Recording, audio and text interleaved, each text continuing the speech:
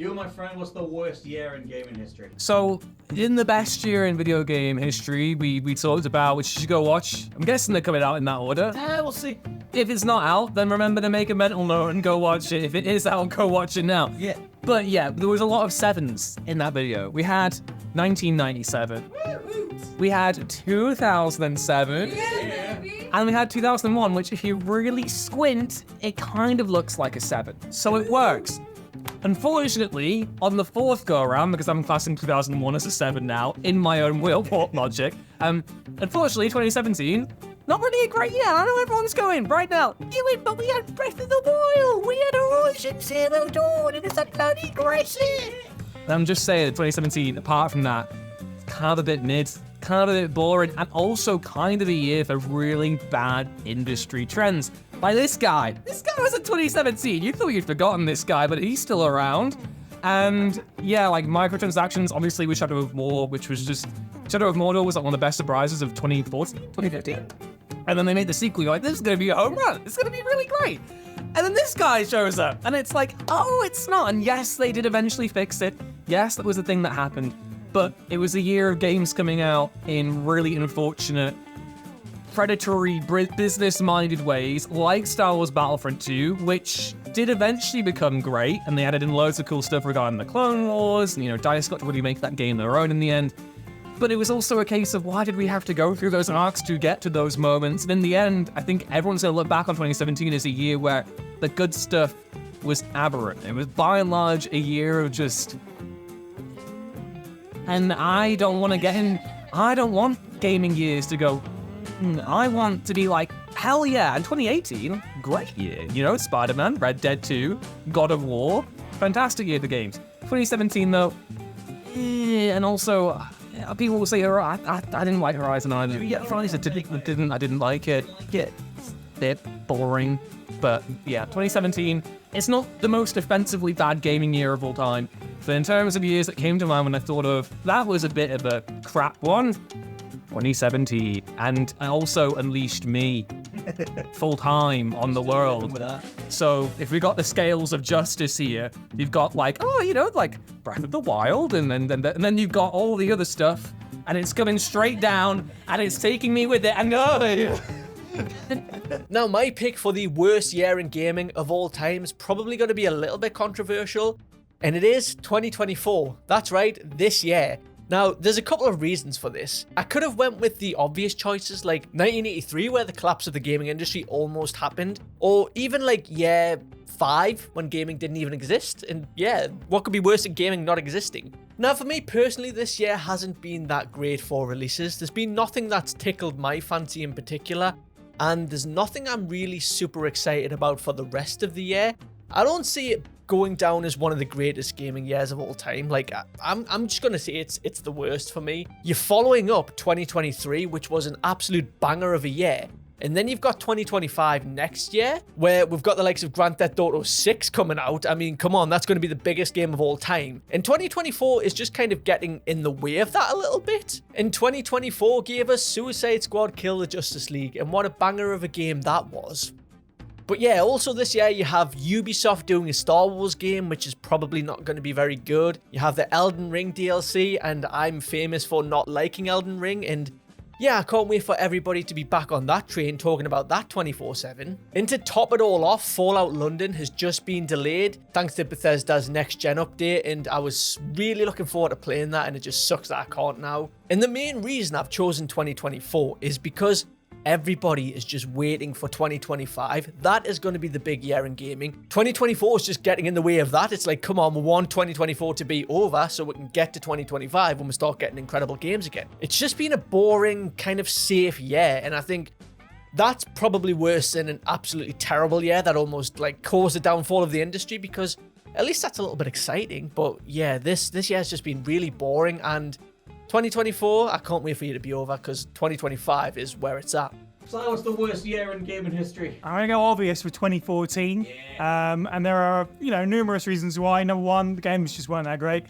Ewan said about the original one of these was 2014. That was basically like one of the highlights in a pretty meh year, generally speaking. Hardware also weird that year. New Nintendo 3DS, nothing anybody wanted. Nothing I don't think anybody bought. Like, do you know anyone that ever bought a new Nintendo 3DS? This is the first I've ever heard of it. They made one exclusive for that console, and it was Xenoblade.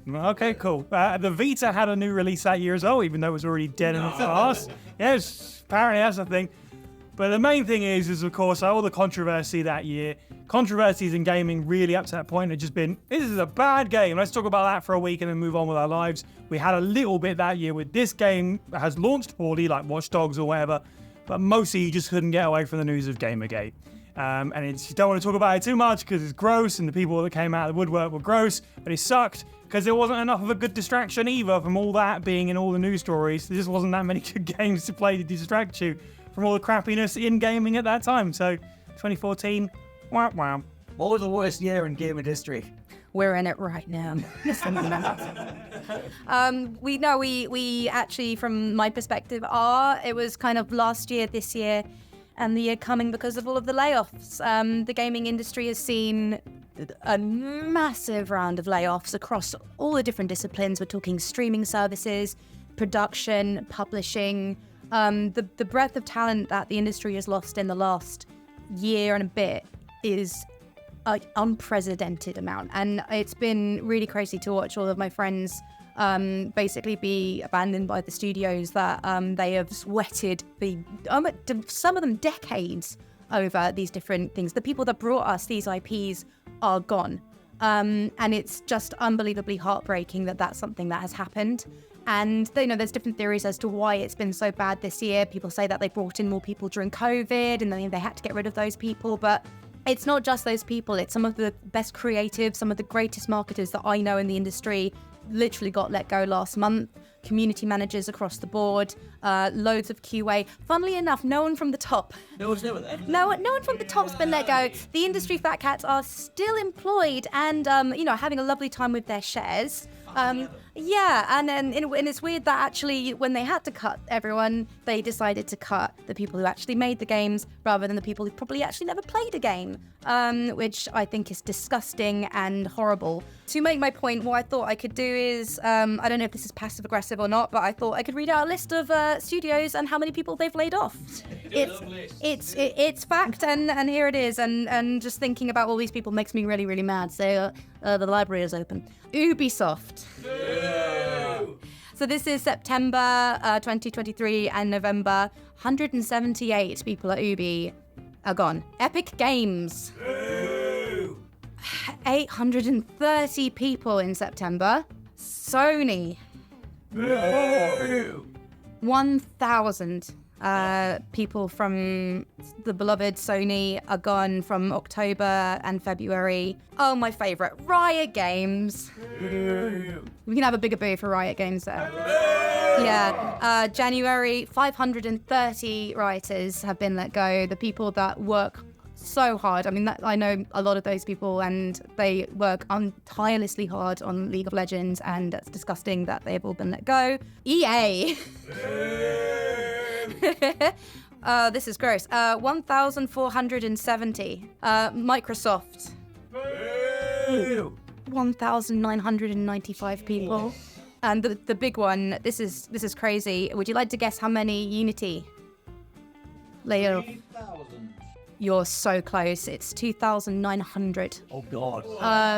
From the people that make Unity, which is gross. So, I mean, all of that combined, the industry has suffered incredible loss of creatives, quality assurers, marketers, developers, producers, community managers. Marketing's normally always the first to go. So everyone that worked, anyone that actually cared about the player or would reiterate what the players were trying to say to the studio, probably gone. And they're all looking for new homes right now to go to that will appreciate them and plan better for the future. Which is just horrible. So I think like sometimes we think about, worst years in gaming as the year of the game we didn't like came out, but for me, it's definitely more to do with the people who made the games. So I think last year was, can I swear?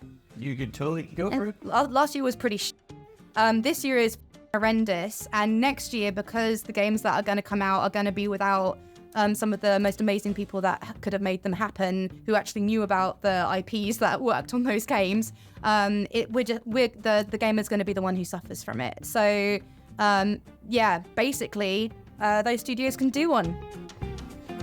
Was it?